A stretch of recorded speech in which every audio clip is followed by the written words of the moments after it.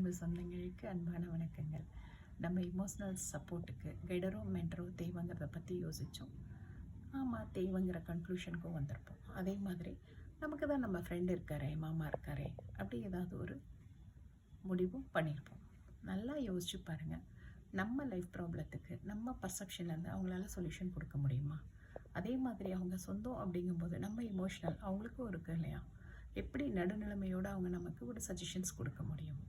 1 or 2 times maybe கரெக்டாக இருக்கலாம். எப்பயுமே அது கரெக்டாக இருக்குமா? என்னை பொறுத்த வரைக்கும் ப்ரொஃபஷனல்ங்கிறவங்க ஒரு மிரர் மாதிரி நம்மளோட நிறை குறைகளை நமக்கு தெளிவாக காட்டுவாங்க.